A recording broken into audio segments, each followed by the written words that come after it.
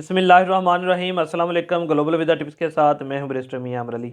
जैसा कि आप लोग भी जानते हैं कि येस्टरडे यानी कि संडे से अनाउंसमेंट हुई है कि रोमानिया और बुल्गारिया शेंजन जोन का हिस्सा बनने जा रहे हैं। यानी कि जिस तरह से हम वीज़ा अप्लाई करते हैं स्पेन का, जर्मनी का, और उसी वीज़े के ऊपर हम पूरी शेंजन स्टेट में जा सकते हैं किसी भी कंट्री में। अब इसी तरह अगर किसी के पास रोमानिया का वीज़ा होगा तो वो बाकी स्टेट में भी जा सकता है बगैर किसी नए वीज़े के या किसी भी हर्डल के। तो ये अनाउंसमेंट यस्टरडे हुई है। अब इसके ऊपर इम्प्लीमेंट होगा, लेकिन ये अभी तरीकाकार रोमानिया ने वीज़े का अपना चेंज नहीं किया। अभी तक उनका वही पुराना तरीका है।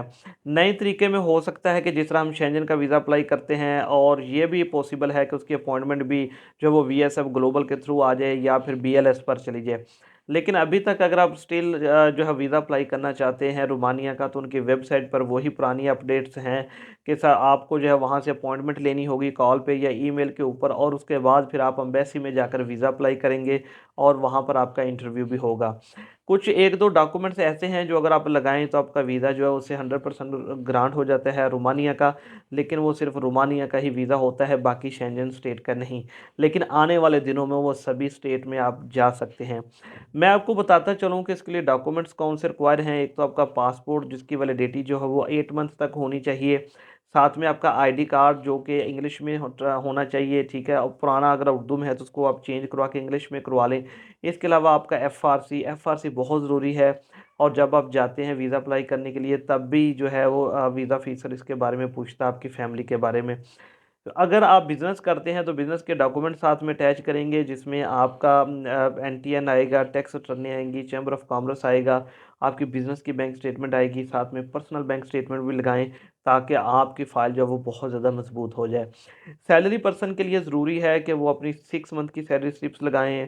साथ में अगर वो इंडिविजुअल अगर एनटीएन है उसका तो वो भी लगा सकता है, नहीं तो फिर सैलरी स्लिप की अगर टैक्स कट के आती है तो फिर उसको दोबारा से जो टैक्स देने की ज़रूरत नहीं है, एनटीएन की ज़रूरत नहीं है। पर्सनल बैंक स्टेटमेंट में बैलेंस जो है वो 12 से 15 लाख रुपया होना चाहिए, तभी ही आपका वीज़ा ग्रांट होने के चांसेस ज़्यादा हैं। ट्रैवल डॉक्यूमेंट्स में आपके डॉक्यूमेंट्स आ जाते हैं, जिसमें आपका कवर लेटर आता है, होटल की बुकिंग आती है, एयरलाइन की टिकट आती है, एक अच्छा सा ट्रैवल प्लान आता है।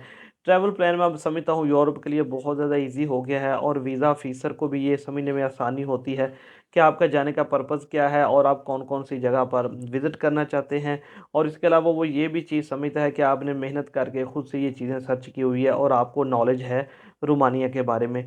डेफ़िनेटली जब आप वीज़ा ऑफ़िसर से रिक्वेस्ट करते हैं अपने कवर लेटर में कि मुझे वीज़ा चाहिए, टूरिज़्म के लिए मैं जाना चाहता हूँ, मैं एक टूरिस्ट हूँ, एक्सप्लोर करना चाहता हूँ, तो वो ये देखता है कि आपको वहाँ की किसी सिटी का पता है या वहाँ की जो फ़ेमस चीज़ें हैं क्या उनके नाम पता है, तो वो ये चीज़ें आपकी ट्रैवल प्लान में देखता है। तो उसको पता चलता है कि आपने सर्च आउट करके उनके एड्रेसेस वगैरह, उनकी प्लेसेस वगैरह जो वो लिखी हुई हैं। तो अभी तक तो यही रोमानिया का तरीकाकार है वीज़ा अप्लाई करने का। प्रोसेसिंग टाइम थोड़ा-सा उनका ज़्यादा है दूसरी एम्बेसी से। वर्क वीज़ा के हवाले से भी वो काफ़ी प्रोसेसिंग टाइम लेते हैं, और उसके अलावा टूरिस्ट वीज़ा के हवाले से भी वो काफ़ी ज़्यादा प्रोसेसिंग टाइम जो वो ले रहे हैं। वीज़ा ग्रांट होने के चांसेस आपके बहुत ज़्यादा इसी सूरत में हैं। एक तो आपके पास जो न वहाँ से इनविटेशन है, इनविटेशन अब लाज़मी है, लेकिन जैसे ही ये प्रॉपर शेंजन में चला जाएगा तो इनविटेशन की शर्त ख़त्म हो जाएगी। लेकिन अभी तक जो वो इनविटेशन लाज़मी है, आपको रोमानिया से इनविटेशन होना चाहिए, पर्सनल इनविटेशन हो या फिर बिज़नेस इनविटेशन हो। और सबसे बड़ी बात ये है कि वो इनविटेशन वहाँ की जो इंटीरियर मिनिस्ट्री है उससे वेरीफाइड हो। वहाँ से जो है जिस तरह हम नोटराइज़ कराते हैं इस तरह उनकी इंटीरियर मिनिस्ट्री जो है वो उसको वेरीफाइड करती है, उसके ऊपर स्टैंप्स आती हैं, तो वो ही इनविटेशन एक्सेप्टेबल होता है। क्योंकि हमने कुछ ऐसे भी केसेस देखे हैं जिसमें लोग जो वो फेक इनविटेशन के साथ वीज़ा अप्लाई करते हैं, और उनको उनकी फ़ाइल जो एम्बेसी में जो है वो नहीं ली जाती और उनको वापस भेज दिया जाता है वहीं से, चूँकि उनके ऊपर इंटीरियर मिनिस्ट्री की स्टैंप्स वगैरह नहीं होती। तो अगर आपके पास भी इनविटेशन है या मंगवाना चाहते हैं या इंटरेस्टेड हैं मंगवाने के लिए, तो आप ये काम ज़रूर कीजिएगा।